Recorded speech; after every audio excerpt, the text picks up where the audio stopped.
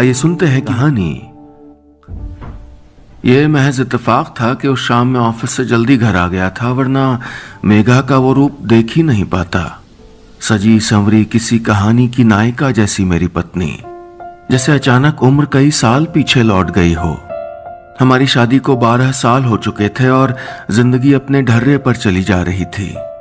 मैं रोज देर से घर लौटता और मेरे आने तक बच्चे सो जाते, मेघा ऊँघती मिलती।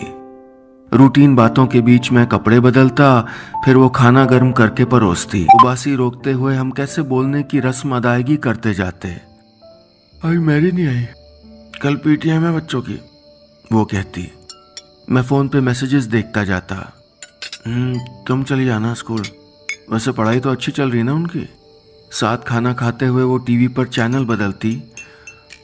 हाँ वैसे तो फुर्सत कहाँ है कि बच्चों की पढ़ाई देखो, किसी का हालचाल पूछो। खैर ऑफिस में कैसा चल रहा है? अब मेरा मन औपचारिकता निभाने का भी नहीं करता, वो भी ऊब जाती। दाल कैसी बनी है? भिंडी और लो ना। मैं रिमोट उठाता। बस मेघा, सुबह जल्दी उठा देना प्लीज़। वो बड़बड़ाती जाती। सुबह सरदर्द की दवा मंगाई थी, पर लाए तो हो गए नहीं। और मैं टीवी बंद करके मुंह ढांप लेता।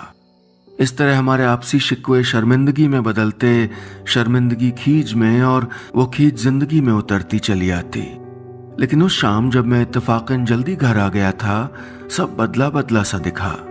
मेघा ने दरवाजा खोला तो मैं उसे देखकर चौंक गया। हल्का परफ्यूम लगाए, शिफॉन की साड़ी और गले में मोतियों की माला पहने वो एकदम अलग सी लग रही थी। कहीं जा रही हो? मैंने हैरानी से पूछा। ना में सर हिलाते हुए वो चाय बनाने मुड़ गई। तो कोई आ रहा है क्या? पूछते हुए मैं भी उसके पीछे चल दिया। वो कुछ गुनगुना रही थी। उसी के बीच बोली, देखो आज मौसम कितना अच्छा है, हवा भीनी सी है, और देखो फूल भी कुछ ज्यादा चटक लग रहे हैं ना, मेरे नेल पेंट जैसे। मैंने उसके खूबसूरत नाखूनों को देखा, फिर उसके दमकते चेहरे को। उस दिन के बाद मैं नोटिस करने लगा कि पिछले कुछ दिनों में कुछ तो बदल रहा था उसमें। चेहरे पर हल्का मेकअप, हेयर स्टाइल में भी फर्क आ गया था। और तो और अब न पहले जैसी उदासी थी और न मुझसे शिकवे शिकायतें। बात बेबात कोई बहस भी नहीं।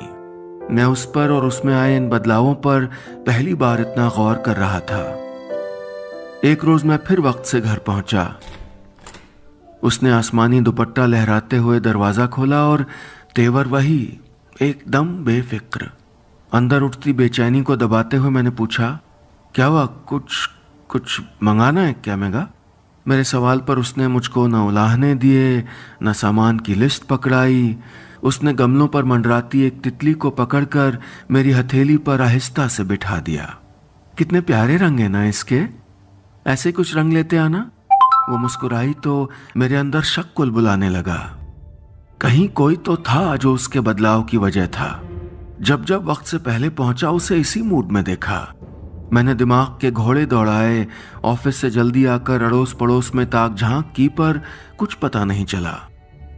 अब मैं रोज सुबह अखबार के बजाय उसके चेहरे को देखता और ऑफिस से लौटने के बाद उसे सजे सवरे हुए अपने किसी शगल में डूबा पाता। मेरा दिल उससे फिर बंधने और उसे खो देने की संभावना से डरने लगा था। आज तुम खाना नहीं खा रही मेघा? मैंने पूछा तो वो बोली, बच्चों के साथ ही खा लिया था, वरना देर से खाने पे सरदर्द होने लगता था। आसमान में चांद तीज का है या 14 का देख ही नहीं पाती थी। आखिरकार मैं खुद को रोक नहीं पाया। उसकी हथेलियां थाम ली। कुछ कहते हुए मेरा गला रुंधाया। मेघा, क्या हुआ है तुम्हें? बताओ ना। वो संजीदा हो गई। इठला के बोली, प्यार हुआ है मुझे।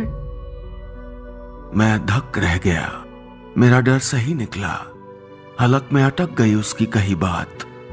मैं कुछ और पूछता कि उसके पहले उसने मेरा सर्द पड़ता माथा चूम लिया और बोली, अपने आप से प्यार कर रही हूं, वक्त दे रही हूं, अपने आप को खुश रख रही हूं। मैंने जान लिया है ना, किसी से प्यार करने के लिए खुद से प्यार करना जरूरी है। बस इतनी सी थी ये कहानी।